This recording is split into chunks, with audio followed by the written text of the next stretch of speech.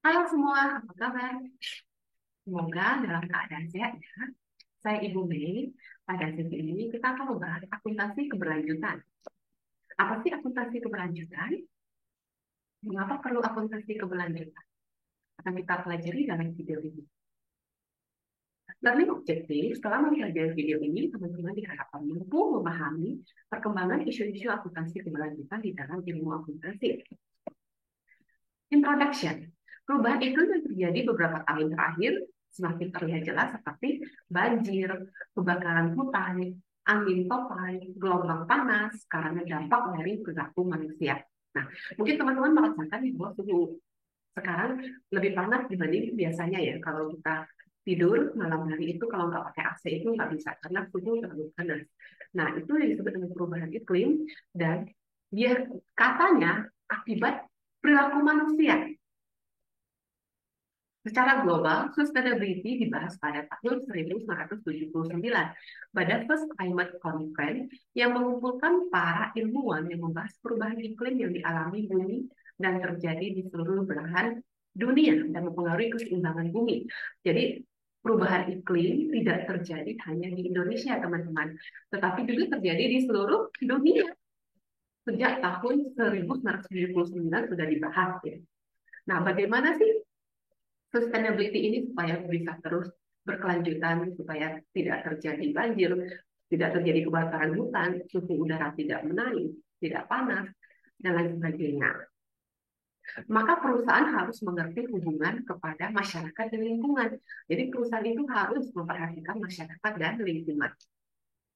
Apa sih sustainability? Sustainability menurut Stella tahun 2017 adalah kemampuan untuk memenuhi kebutuhan manusia saat ini tanpa mengurangi kebutuhan generasi selanjutnya. Jadi, sebagai contoh, saat ini kita bisa menikmati udara yang bersih, air yang bersih, dan kebutuhan pangan yang masih memadai. Hal ini tentunya harus bisa dirasakan dan dinikmati oleh generasi selanjutnya. Itulah disebut dengan sustainability. Apa yang kita nikmati saat ini bisa dinikmati oleh anak cucu kita, misalnya 50 tahun ke depan, 100 tahun ke depan masih bisa dinikmati dengan kondisi yang lebih baik tentunya, bukan stop atau makin buruk. Dimensi keberlanjutan, teman-teman sering dengar sustainability development, sustainability accounting, environment, social, and governance, ESG, SGD, Sustainable Development Goal, tujuan pembangunan berkelanjutan dan lain sebagainya. Nah, dimensinya apa? Lingkungan. Jadi perusahaan tadi harus memperhatikan masyarakat, lingkungan, sosial, tata kelola, dan ekonomi.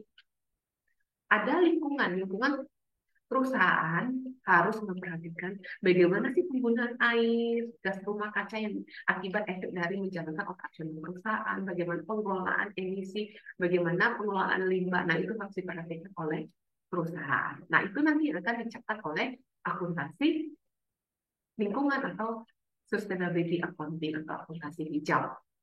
Sosial, perusahaan juga harus memperhatikan sosial, tidak hanya profit, tapi harus memperhatikan planet dan people. Sosial, perusahaan harus memperhatikan kondisi kerja, hak asasi manusia, anti korupsi, investasi komunitas. Ini yang harus ada dalam laporan keuangan perusahaan.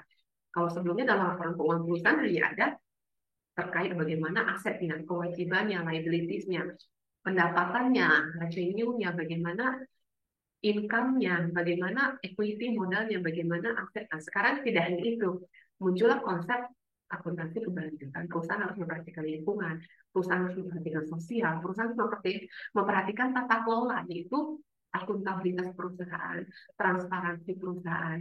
Perusahaan juga harus memperhatikan ekonomi, yaitu kinerja ekonomi perusahaan.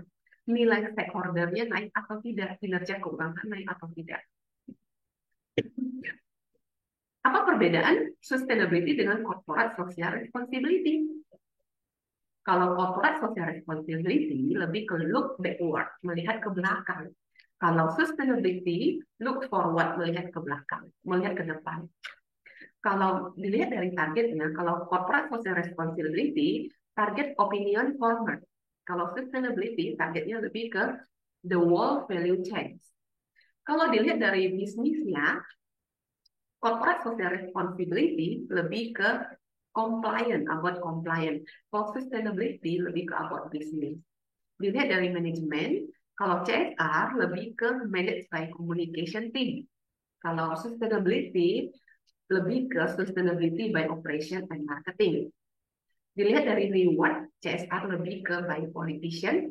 Kalau sustainability, rewardnya by the city. Dari drive, dilihat dari driven by the need to protect reputation in developed market kalau CSR. Kalau sustainability lebih ke need to create opportunity in emerging market. Nah, inilah perbedaan apa CSR dan sustainability, teman-teman. Bagaimana kita bisa berkontribusi untuk tetap berkomitmen sustainability. Nah, kita bisa melakukan transformasi bisnis dalam kehidupan sehari-hari. Misalnya kalau teman-teman punya bisnis atau perusahaan bisa transformasi bisnis, menerapkan program transformasi internal baru sehingga membatasi dampak pada iklim, air, keanekaragaman hayati, dan sumber daya alam. Selama ini perusahaan hanya memperhatikan profit misalnya, kurang memperhatikan people dan planet, sehingga terjadilah tadi emisi gas rumah kaca yang naik, suhu bumi yang naik, dan lain sebagainya. Nah, sekarang perusahaan bisa melakukan transformasi bisnis untuk mendukung sustainability dengan membatasi dampak pada iklim, air, dan sumber daya alam. Dan kita sebagai masyarakat, kita sebagai society, kita bisa memberdayakan pihak-pihak yang ada dalam ekosistem bisnis, membantu transisi ke dunia yang lebih berkelanjutan. Kita juga bisa melakukan fostering pemberdayaan atau mendukung kebutuhan dari langkah-langkah pemecahan masalah sosial dan lingkungan yang mendesak. Akuntansi keberlanjutan, apa sih? Kita udah tahu apa itu keberlanjutan. Akuntansi adalah segala sesuatu yang berhubungan dengan transaksi keuangan kita catat berhubungan dengan pengeluaran, pembayaran, penerimaan kas. Contoh, membeli rumah secara tunai itu adalah transaksi keuangan. Nah, kita catat membayar gaji karyawan, catat itu disebut akumulasi. Keberlanjutan kita udah tahu tadi harus memperhatikan sosial, tata kelola, ekonomi, dan lingkungan dan masyarakat. Merupakan istilah yang berkaitan dengan kebijakan untuk memasukkan elemen biaya lingkungan ke dalam praktik akuntansi perusahaan atau lembaga pemerintah. Jadi akuntansi keberlanjutan memasukkan biaya lingkungan ke dalam praktik perusahaan. Mungkin sebelumnya masih di Indonesia praktik akuntansi keberlanjutan biaya lingkungan, corporate social responsibility masih sukarela. Nah, sekarang harus memasukkan elemen biaya lingkungan, tata kelola lingkungan, sosial masyarakat ke dalam laporan perusahaan. Dulunya hanya annual report laporan keuangan, yaitu financial position, income statement, cash flow, statement of equity, catatan atau laporan keuangan. Sekarang ada lagi namanya sustainability report atau laporan keberlanjutan yang memasukkan biaya lingkungan ke dalam praktik akuntansi perusahaan. Akuntansi keberlanjutan menurut LAKO tahun 2018 adalah proses mencatat, meringkas, melaporkan, mengungkapkan, serta mengakui, mengukur nilai secara terintegrasi terhadap transaksi keuangan, sosial, lingkungan dalam proses akuntansi agar menghasilkan informasi akuntansi keuangan, sosial, dan lingkungan yang terpadu yang bermanfaat bagi para pemakai dalam pengambilan keputusan. Summary, akuntansi keberlanjutan atau akuntansi hijau atau green accounting atau disebut juga akuntansi sosial dan lingkungan. Nah, ini sama istilahnya ya. Penggunaan konsep akuntansi keberlanjutan merupakan perwujudan dari SDG, Sustainable Development Goal, yang bermanfaat bagi perusahaan untuk mendorong kemampuan dalam meminimalisir permasalahan lingkungan dan sosial yang dihadapi. Implementasi akuntansi keberlanjutan tidak hanya diwajibkan pada perusahaan yang berkaitan langsung dengan pemanfaatan sumber daya alam saja, namun juga semua jenis usaha baik industri, dagang maupun jasa. Nah, ada kuis, teman-teman boleh komen di bawah ya. Menurut teman-teman, bagaimana perusahaan dapat menangani masalah keberlanjutan? Bagaimana strategi perusahaan dalam pembangunan yang berkelanjutan, termasuk keberlanjutan lingkungan, ekonomi, dan sosial? Silakan komen di bawah. Referen diambil dari DCCA 2017, Hansen and Mayen 2007, Purwanto 2010, Sudana Imade 2011, Triwayuni Elsa 2018, dan dari website www.ui.ac.id.